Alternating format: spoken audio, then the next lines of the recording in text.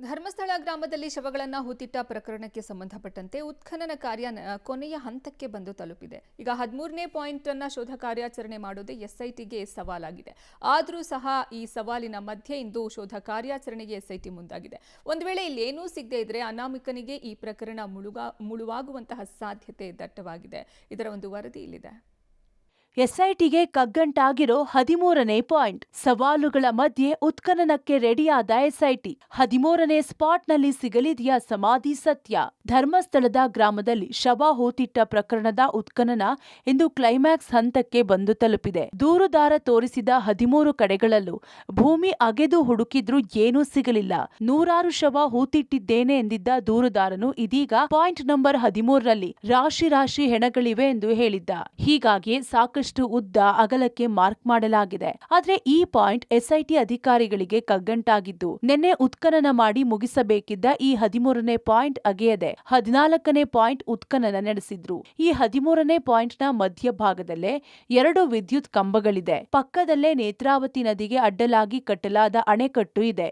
Point ಪಕ್ಕದಲ್ಲೇ ಸಾರ್ವಜನಿಕ ರಸ್ತೆ ಇದೆ. ಹೀಗಾಗಿ ಈ ಎಲ್ಲಾ ಸವಾಲು ಸರಿಪಡಿಸಲು 1 ದಿನ ಉತ್ಖನನವನ್ನ ಮುಂದೂಡಿದ್ರು.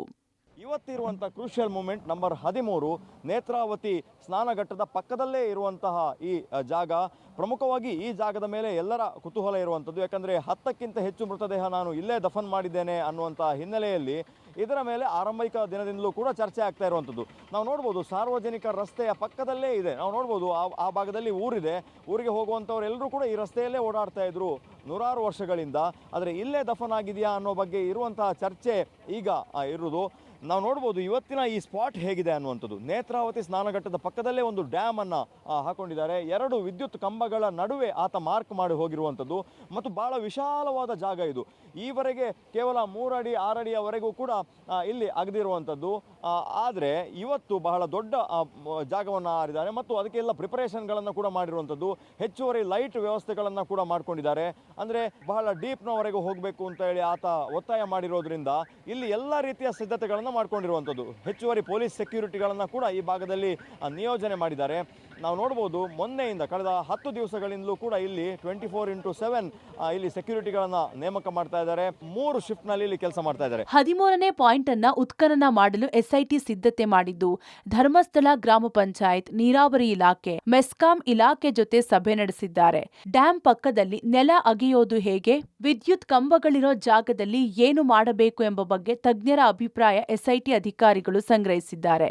ಈ ಹಿನ್ನೆಲೆಯಲ್ಲೇ ಇಂದು ಉತ್ಖನನ ನಡೆಸಲು ಎಸ್ಐಟಿ ಅಧಿಕಾರಿಗಳು ತಯಾರಿ ನಡೆಸಿದ್ದಾರೆ. ಈ ನಡುವೆ 13ನೇ ಕಡೆ ಭೂಮಿ ಅಗೆದ್ರೂ ಏನೂ ಸಿಗದೇ ಇರೋ ಹಿನ್ನೆಲೆಯಲ್ಲಿ ಮುಸುಕುಧಾರಿ ಅನಾಮಿಕ ಹೇಳುತ್ತಿರೋದೆಲ್ಲ ಸುಳ್ಳ? ಆತ ಹೇಳಿದ ಯಾವ ಪಾಯಿಂಟ್ನಲ್ಲೂ ಕಳೆಬರಹಗಳೇ ಸಿಗದೇ ಇದ್ದು ಹೊಸ ದಿಕ್ಕಿನಲ್ಲೂ ಹುಡುಕಿದ್ರು ಯಾವುದೇ ಕುರುಹುಗಳು ಸಿಕ್ಕಿಲ್ಲ. ಹೀಗಾಗಿ ಮುಸುಕುಧಾರಿ ಅನಾಮಿಕನ ವಿರುದ್ಧವೇ ರಿವರ್ಸ್ ತನಿಖೆ ನಡೆಸೋ ಸಾಧ್ಯತೆಯೂ ಇದೆ.